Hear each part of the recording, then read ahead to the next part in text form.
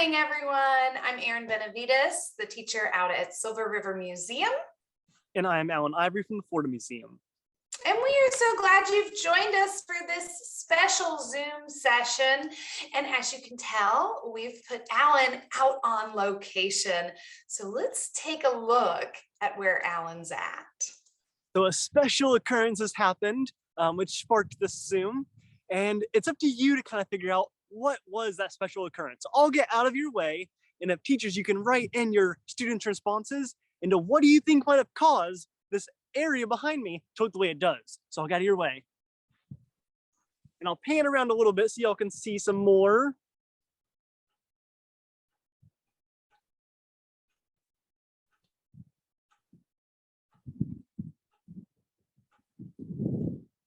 But what do you think has caused this environment to look the way it does? So teachers, you can use the chat feature and type in your student responses. Alan, I'm not sure how clearly they can see everything with the shadows. Do you want to give them one hint? I'll give them one hint.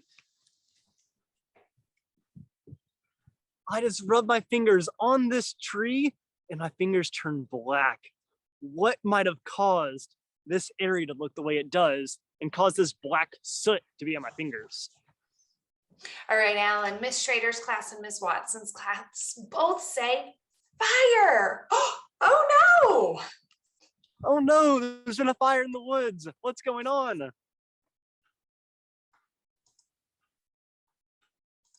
So do you guys think that that fire was on purpose or on accident? What do you think? So Alan is in a state park, Silver Springs State Park. So on purpose or on accident?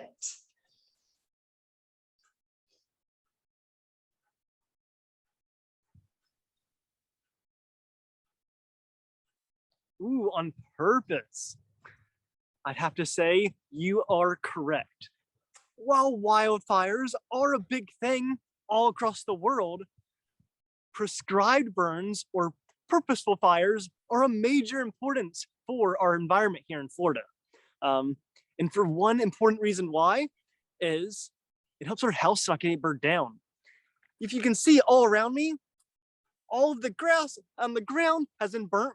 All this stuff that looks like shadows, all of this here happens to be more soot. This entire ground is burned, burning away all of the grasses and dead leaves. If this wouldn't have burned, it's very likely that lightning could strike and have an actual wildfire happen with all this build up material on the ground.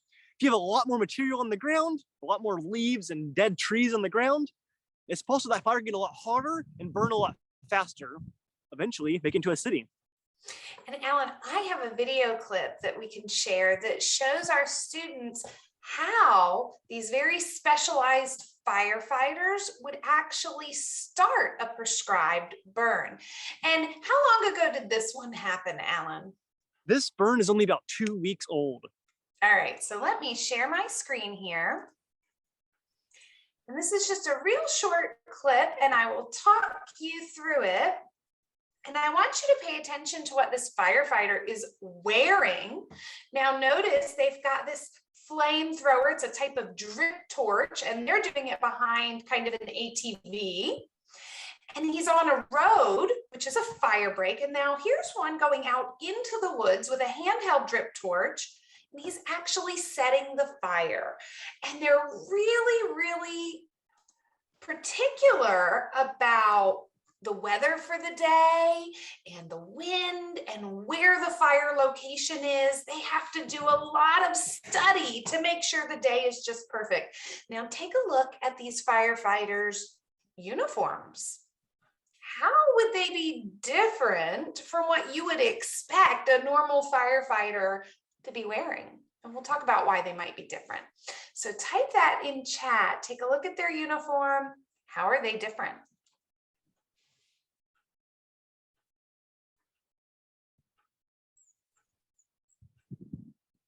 See if I can get another shot of the drip torch there.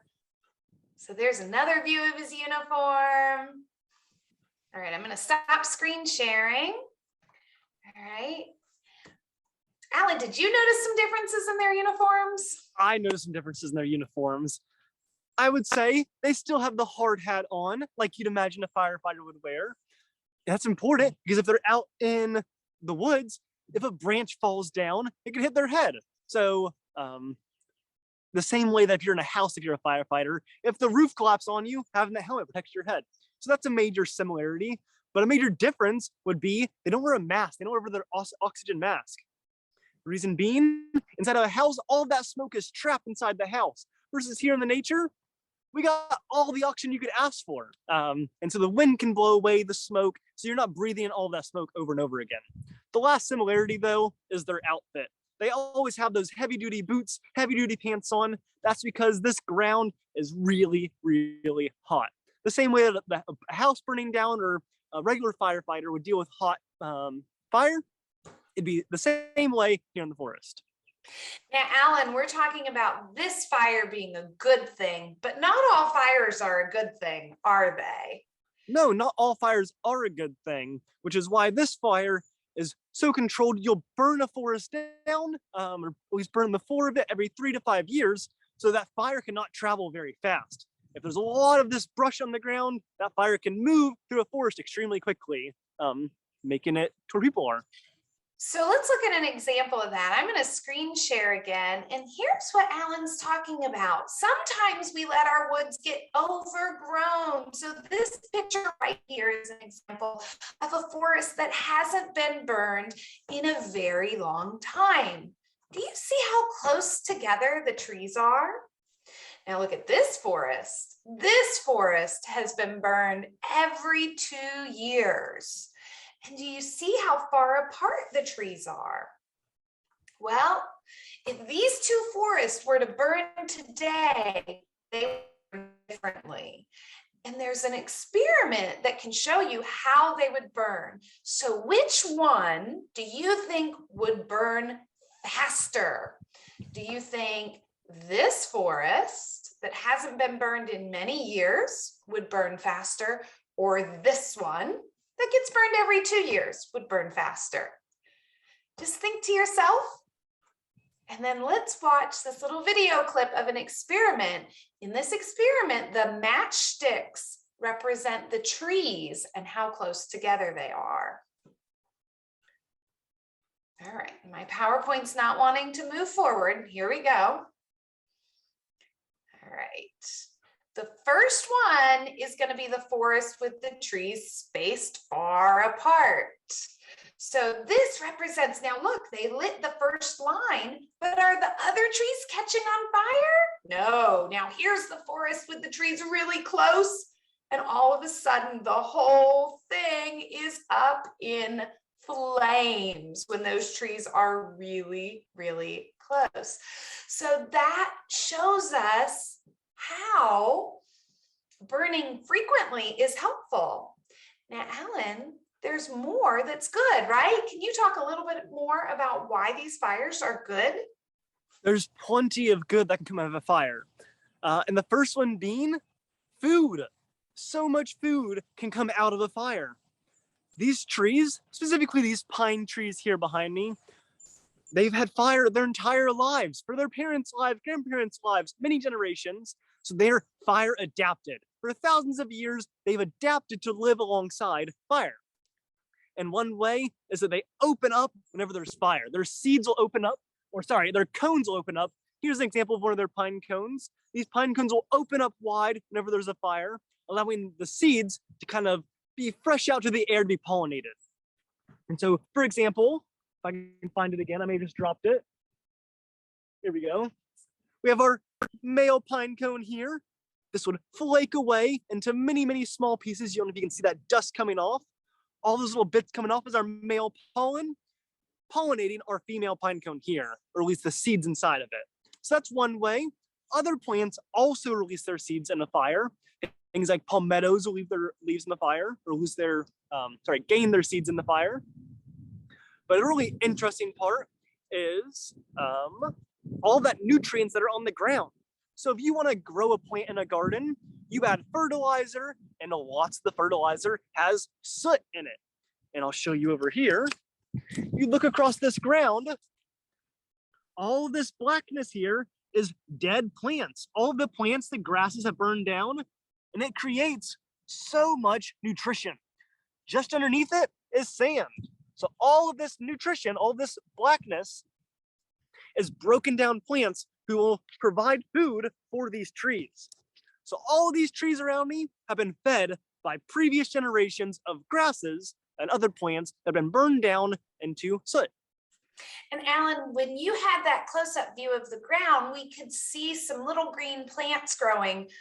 Would those have been there after like when they burnt the fire?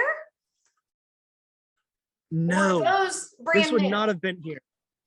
So this soot right here is so good and nutritious for these plants that even 2 weeks after a fire, we already got a piece of grass a foot tall. And so this grass loves to grow in this fresh, burned area.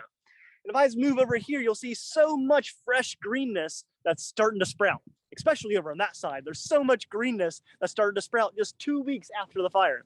Okay, so by having prescribed burns, we help keep wildfires at bay, no wildfires. We add nutrients to the soil, right? We grow new plants, which is really good for the animals, but how do the animals survive this fire, Alan? Let me add that animals love the fire because all those seeds just fell on the ground are food sources. So that's what I was going to say is birds and other armadillos even are going to go around and find those seeds to eat them. So animals like the fire as well, but it is something they have to survive. How they're surviving it is, if I go way too far, here we go. How they survive them is by our friends, the gopher tortoise. So if I pan down ever so slightly, you'll see this little hole in the ground right there. We have our gopher tortoise. Gopher tortoises can make these burrows or holes under the ground that can be 7 feet deep and 30 feet long. All along these burrows will be side canals that animals might hide in. So you'll find things like snakes who have no other way of escaping fire. You'll find lizards and frogs and skunks even. All will make little side canals in this gopher tortoise burrow to survive a fire. This fire will only burn for a couple hours to a few days even, and so they can wait out the fire in these burrows. I mentioned the sand earlier because this sand here does not burn whatsoever. If you go just down 2 inches into the soil here, into the sand here, the heat is non-existent. So while it might be a couple hundred degrees on the ground, under that sand, it's back down to a spring temperature of 72 degrees. So that sand stays nice and cool, so all these animals can wait out the fire. All right, Alan. So the gopher tortoises are really important to help our slower animals have a safe place to go. But how do these plants survive when there's fire? These plants, like I was saying before, are also fire adapted. They've lived with the fire for quite a long time. So while the seeds will fall out or release during the fire, other things also happen. I moved, let's see if I can find my stuff again. Let's see.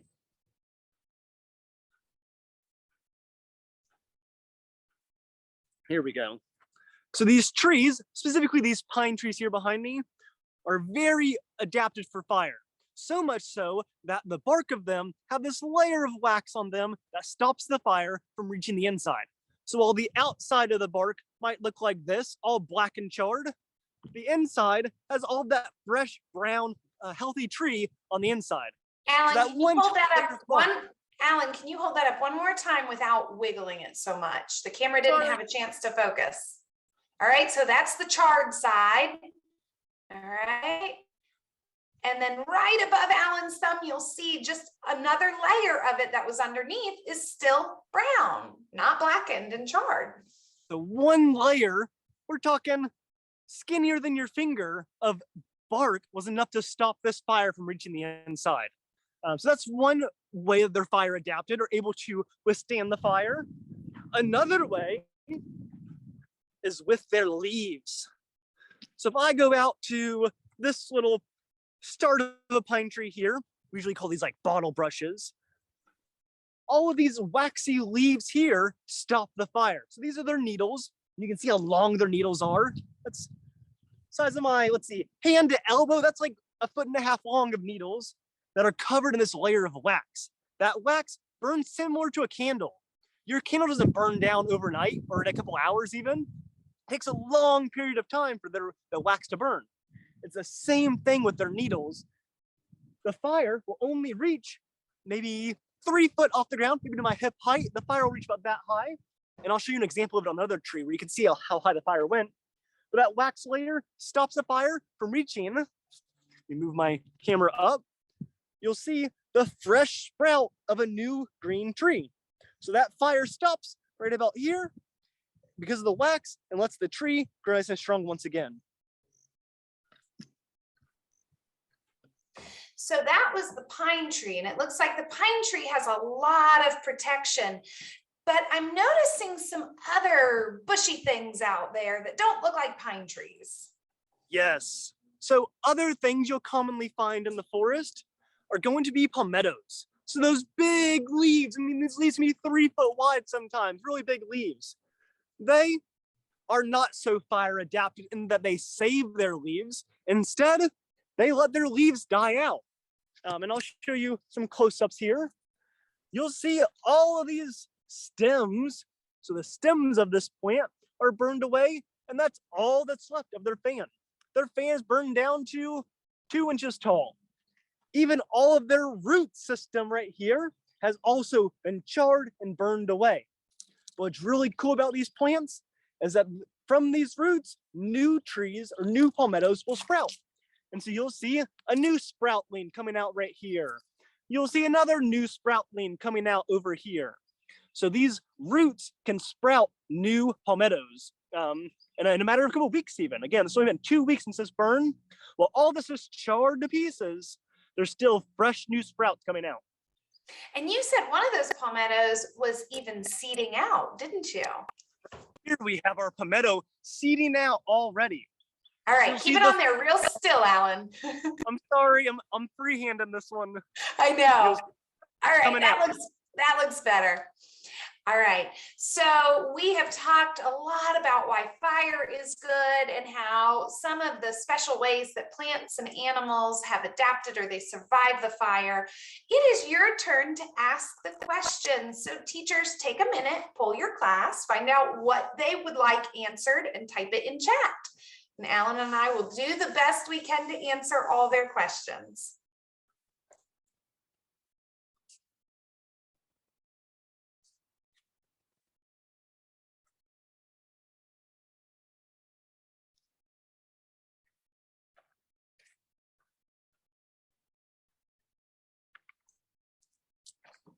All right, Miss Schrader, I think you are talking about the animated picture that you'd like to see.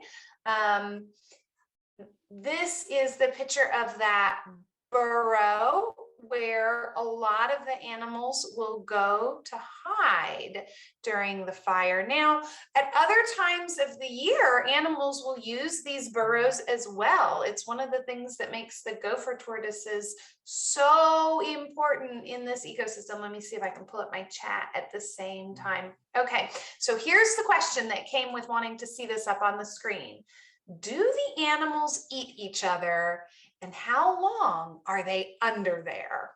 Good question. So I'll answer this in 2 different parts. They might be under there for a matter of a couple of minutes. Maybe if the fire's burned by really quickly, because it's such a sandy area, that fire has cooled down extremely quick. So maybe for 30 minutes while the fire's there, all the animals will be underground. But once that fire's moved on, they can go back out again. So as short as 30 minutes and as long as maybe a couple days or so, the fire's really staying in that area. As for will they eat each other, this is where it can split. During the fire, all of these animals can sense the smoke. They know there's something going on around them. Feeding is not really a main response that they're ready for. Instead, they're just protect them. They want to protect themselves and wait out the fire. But I will say that during other times of the year, maybe it's cold outside and they want to hibernate underground. Maybe just a cold snap for a couple of days. In that process, it wouldn't surprise me if a frog's eating some crickets under there, or if some invasive animals like the tegu, it's like a big Komodo dragon, 4-foot lizard, They sometimes eat turtle eggs and some small snakes underground as well. All right. So now Miss Watson's class wants to know, do the fires ever get out of control? That is a wonderful question. And I'm going to show you why we have prescribed burns, or at least how we control our prescribed burns. So let me take my way down to the road. Roads act at what's called a fire break. That was a word that Aaron had used earlier, a fire break. And if I stand in the middle of this road, you'll see we burned this side of the road, all that ashes on the ground and whatnot, but we didn't burn this side of the road. This one 6-7 foot road, 7 foot wide road made of sand acts as a fire break. If the fire reaches this road, we lose control of the fire and it makes it to its way to the road. This sand stops the fire from ever reaching that side of the road. So there are ways to stop the fire from going out of control. If it does go out of control, that's why a fire department is always on standby. All right. Miss Watson's class also wants to know, do the animals lose their food from the fire? They might lose their food. Maybe a deer might lose the leaves it was eating, but they also gain other foods in the process. Like we saw the seeds sprouting out, the flowers might drop their seeds, and that's new food for the birds. Or in the case of the deer, they might find some berries and whatnot. So while some food is lost, other food comes out of the fire. And in the state park, they don't burn every section of the woods at one time, do they? That is a great point as well. This section of the woods is just one of probably 10 different districts within the forest. So they might burn down one district this month and wait 6 months for the next district to be burned down. So they don't get burned down at the same time, so they can have other areas to go. Good. All right. Miss Schrader's class wants to know, what happens if the fire gets into the Gopher Tortoise hole? Ooh, so that Gopher Tortoise burrow is made 1,000,000%, 100% out of sand. Sand doesn't really burn too well at all. So the road's made out of sand to stop the fire, but also the burrow, since there's nothing else, no other material there, it's nothing to burn really. You use sand to put out fires even. And Alan, that burrow can be deeper than you are tall, can't it? Right. It can be 7 feet straight up and down, but 30 feet in length. So an entire car could fit underground practically. All right. I don't see any other questions, Alan. So unless we see a few more pop in the next minute, I think that is what we have for you guys today. I am so glad you guys joined us for this special Zoom. We didn't want to let this opportunity go by because it's only once every couple of years when we can see the burned area. So thank you guys for joining. I can show you all the fresh. What'd you find? I'll just show you the fresh growth. I was just showing you how quick all this growth can happen. Just in 2 weeks, and the forest is renewed. All right. Thank you guys. Have a fantastic Friday. Bye-bye.